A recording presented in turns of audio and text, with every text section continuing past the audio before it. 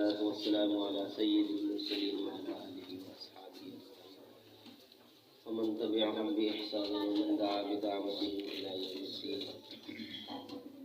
أما بعد،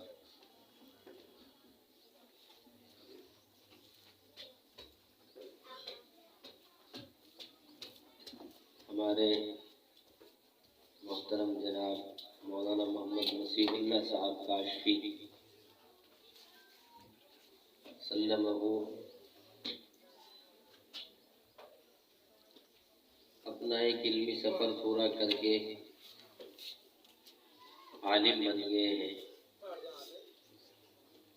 بڑی خوشی اور سعادت کی بات ہے ہم سب کے لیے.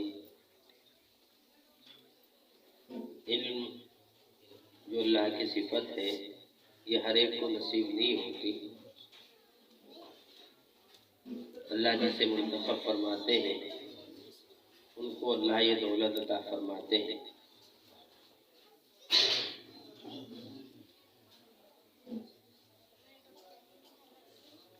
قرآن پاک میں اللہ نے اس کا تذکرہ کیا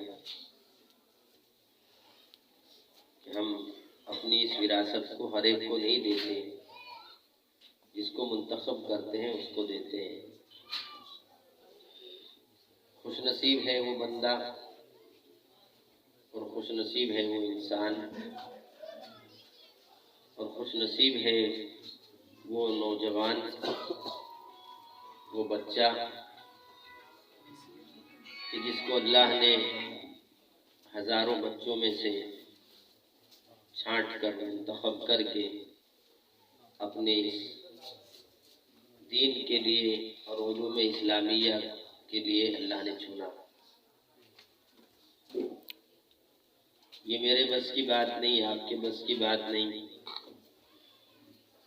تمنائیں رکھنی چاہیے، دعائیں کرنی چاہیے، تبھی اللہ کی مدد بھی آتی ہے. جن کے دلوں میں یہ تڑپ ہوتی ہے کہ میرا بچہ حافظ ہو جائے، عالم ہو جائے، اور سچی تڑپ ہوتی ہے اور دعا ہوتی ہے، اللہ ان کو یہ دولت نصیب فرما دیتے ہیں. اور جب اس طرف چلنا ہی نہ ہو، اس کی تمنا ہی نہ ہو، پھر اللہ کی مدد بھی نہیں آتی.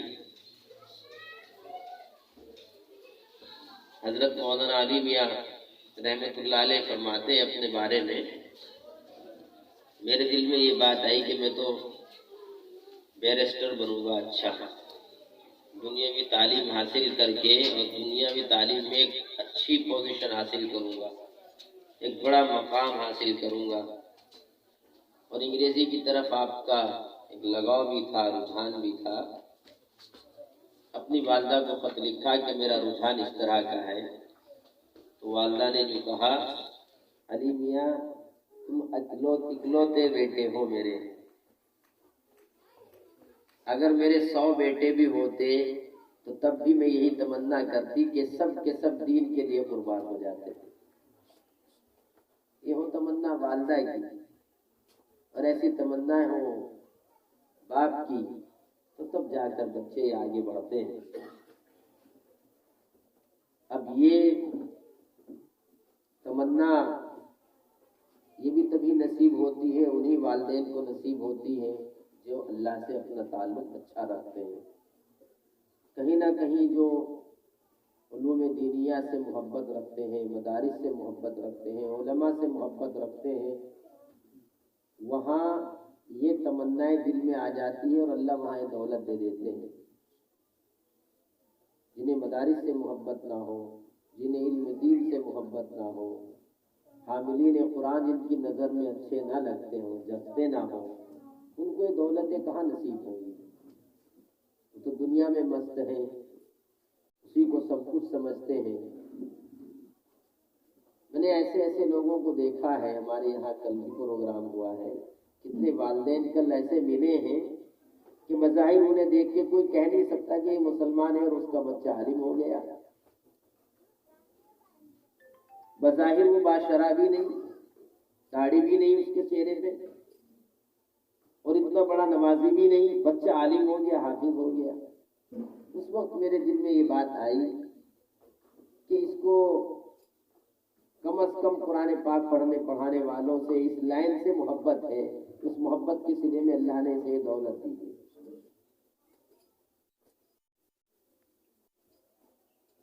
ورنہ تو لمبے لمبے کرتے اور بڑے بڑے چہرے بنانے والے میں نے بہت دیکھے، ایک بچہ بھی حافظ نہیں، ان کے خاندان میں بھی نہیں ہو رہا ہے۔ کئی چلے لگا دیے، بچہ حافظ اور عالم نہیں بن رہا ہے، اس طرف توجہ بھی نہیں۔ کیوں؟ اس لیے کہ اس لائن سے محبت نہیں، دوسری لائن سے محبت ہے تو ادھر گھوم رہے ہیں۔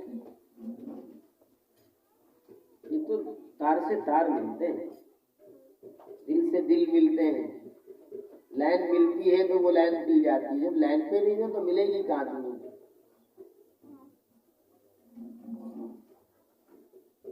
تمنائیں ہونی چاہیے۔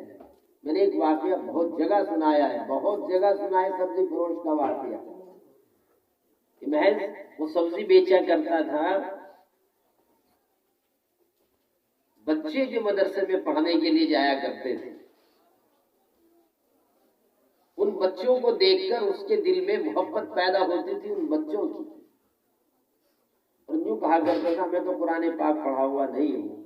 یہ کتنے خوش نصیب بچے ہیں، چھوٹے چھوٹے، اللہ کا قرآن پاک پڑھ کر آ رہے ہیں، کتنی اچھی آنکھیں ہیں ان کی، کتنے اچھے دل ہیں ان کے، اور کتنا اچھا ان کا ماحول ہے، یہ قرآن پاک دیکھ کے پڑھ کے سن کے آ رہے ہیں۔ میں تو پڑھا لکھا نہیں، میرے گھر میں کوئی ہے نہیں، بس وہ اللہ سے قرآن سے محبت، اور اس محبت میں حاملین قرآن جو قرآن کو اٹھا رہے ہیں، جو پڑھ رہے ہیں، ان سے بھی محبت، اس محبت میں محبت بھری نظریں ان کے اوپر وہ ڈالتا تھا۔ اللہ نے اس کا صلہ کیا دیا، 72 حافظ اس کی نسلوں میں پیدا ہوئے۔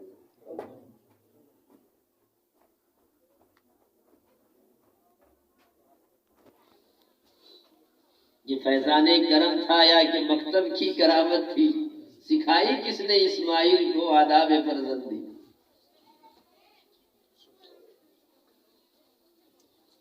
یہ تمنائیں دل میں رکھا کرو، ان سے محبت رکھا کرو۔ پڑھنے پڑھانے والوں سے، اللہ کے کلام سے، اللہ سے محبت ہوگی تو اللہ آپ کے خاندانوں میں، آپ کی نسلوں میں کہیں نہ کہیں اس دولت کو منتقل فرما دیں گے۔ خوش نصیب ہیں اس طالب علم کے والدین۔ حضرت سے تو میرا تعلق ہے، مجھے تو یہ معلوم نہیں تھا کہ یہ ان کے والد ہیں، یہ تو میرے بہت خاص ماشاءاللہ عاشق کہوں یا کیا کہوں، ان سے میرے بہت پرانے تعلق ہیں، لیکن میرے ذہن میں نہیں تھی ان کی شکل۔ یہ تو خود صاحب نسبت انسان ہے جن کے ساتھ اللہ نے ماشاءاللہ یہ چیز ان کو عطا کی ہے۔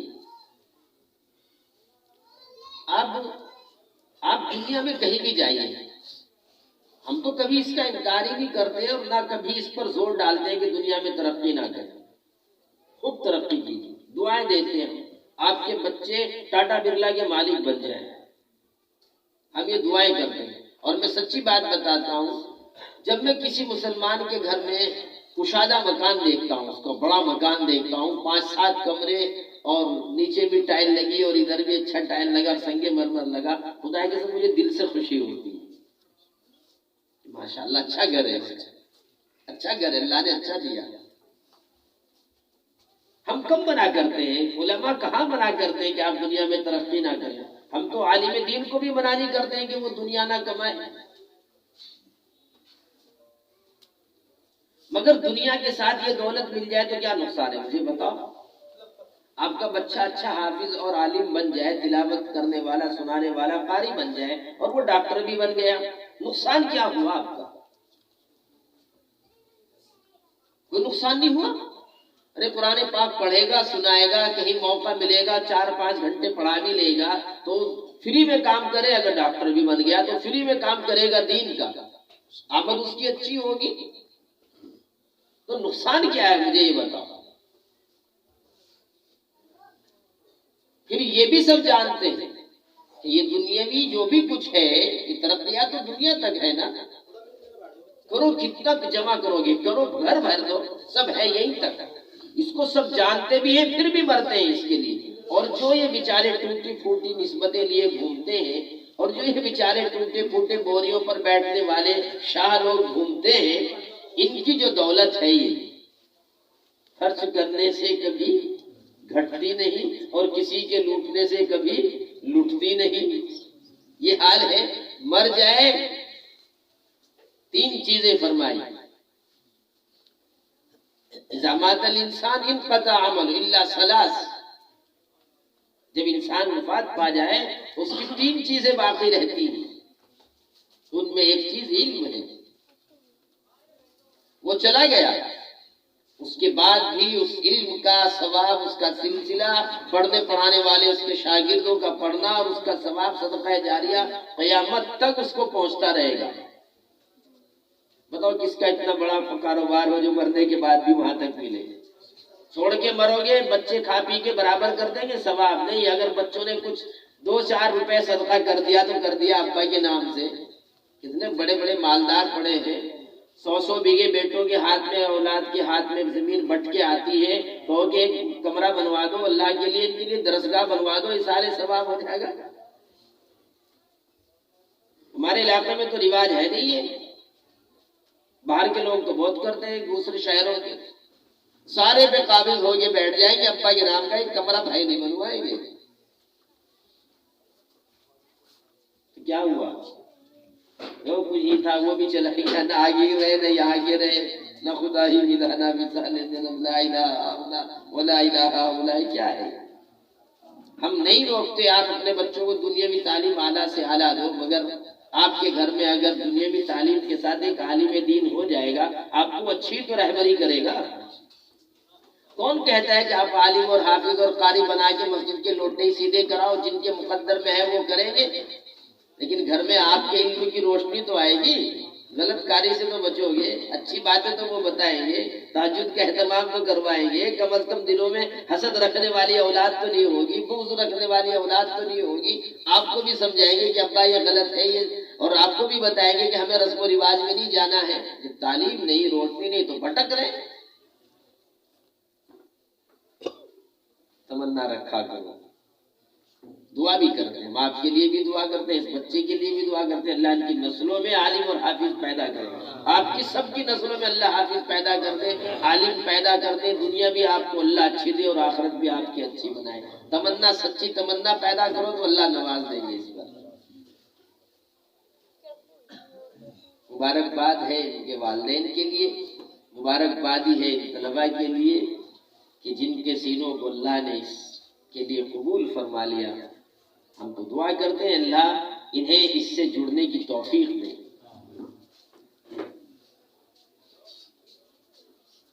میرے سامنے میرے بچے کئی بیٹھ گئے آ کر، میں ان سے خاص طور پر کہوں گا کہ اپنا ذہن خالص دنیاوی مت بنا لینا. کیونکہ میں آج طلباء کا ذہن دیکھ رہا ہوں کہ بہت بھٹک رہا ہے، بہت بھٹک رہا ہے. وہ اتنی بڑی دولت لے کر بھی خالصتاً دنیا میں جانا چاہتے ہیں. کتنے طلباء جو دکانیں کر کے بیٹھ گئے، جو اسی چکر میں دھکے کھا رہے ہیں. کچھ ان کو غلط راہ دکھانے والے بھی ہیں کہ جو صرف یہی بتانا چاہتے ہیں کہ اسی میں لگ جاؤ، اسی میں لگ جاؤ. لیکن اپنا اتنا بڑا ایک میدان سر کر کے آپ یہاں تک پہنچے ہو، اتنے سال آپ نے محنتیں کر کے جو کچھ لیا ہے، اسے چھوڑ کر آپ ایک دنیاوی فانی ہو جانے والی چیز کے لیے مر مٹو. یہ اللہ کے غضب کو بھڑکانے والی ناقدری سے بہت بڑا نقصان ہوتا ہے، بہت بڑا نقصان ہوتا ہے. آپ نیت یہ کیجئے میرے یہ طلباء کہ ہم کاروبار بھی کر لیں، دکان بھی چلائیں، مگر مسجد کی امامت فری کریں گے. کرو نیت، چلاؤ دکان، کون منع کرتا ہے؟ صبح کو 8 بجے تک میں دکان پہ بیٹھوں گا، 8 بجے سے 10 بجے تک بند کر کے مسجد میں بچے پڑھاؤں گا، پیسہ ایک نہیں لوں گا. 5 وقت امامت کروں گا، باقی ٹائم میں دکان کھولوں گا، پیسہ ایک نہیں لوں گا. کرو نیت. محلے والے بھی آزاد، بچے بھی تعلیم حاصل کریں گے، اور آپ کے اس اخلاص سے امام غزالی پیدا ہوں گے. کرنا پڑے گا علماء کو، یہ کرنا پڑے گا. مجھے یہ کل باتیں کل عرض کرنی تھی، وقت نہیں رہا میرے پاس. یہ کرنا پڑے گا آج کے علماء کو. وہ وقت آنے جا رہا ہے کہ جب عوام ان مدارس سے بہت دور چلے جائیں گے۔ اس وقت جن میں لوگوں کی غفلتیں بڑھی ہوئی ہیں، اللہ کی پناہ لاک ڈاؤن کی حالت میں لوگوں نے اماموں کے ساتھ کیا کیا، مدارس کے ساتھ کیا کیا، اللہ اپنی پناہ میں رکھے۔ کتنی جگہ اماموں کو نکال ہی دیا کہ جی کیا کریں گے، مسجد بند پڑی، آپ ہی گھر چلے جاؤ۔ ابھی کتنا دیتے تھے تم اسے جو آج گھر بھیج رہے ہو؟ اللہ کا شکر ادا کر کہ آج تجھے نماز پڑھانے والے مل لے، جنازہ پڑھانے والے مل لے، ورنہ کھڑے رہو گے اور تمہیں نماز جنازہ پڑھانے والا نہیں ملے گا۔ اس قدر غفلت۔ ایک محلے والے کی فکر تو کی کہ وہ بھوکا نہ مر جائے۔ کسی امام کی میں نے لوگوں کو نہیں دیکھا کہ اس کے گھر میں کسی نے ناران پہنچایا ہو کہ ہمارے امام صاحب کا کیا ہوا ہوگا۔ کوئی اللہ کا بندہ نکلا ہو تو نکلا ہو۔ ویسے اپنے محلے کی لسٹ بنا کے 2-2 کلو اناج پہنچایا گیا۔ مجھے شکوہ نہیں کرنا، لیکن آپ کی غفلت کو بتانا بھی ہے۔ آپ نے نہیں دیا تو کیا بھوکے مر گئے وہ؟ آپ نے نہیں پہنچایا تو کیا بھوکے مر گئے؟ آپ نے مسجد سے نکال دیا کیا بھوکے مر گئے؟ کتنے مدارس سے علماء کو چھٹی کر دی گئی، جب مدرسوں میں انتظام نہیں ہو سکا تو کیا بھوکے مر گئے وہ؟ لیکن آپ کا ایمان کہاں تک جا چکا یہ بتاتے ہیں، یہ غفلت یہ بتاتی ہے کہ آپ کتنے گر چکے ہو۔ اس لیے ہمارے ان طلباء کو اور علماء کو وہ یہ کرنا ہوگا کہ یہ اپنے کام اپنے پاؤں پر کھڑے ہو کر پھر فری میں دین کی خدمت کریں گے۔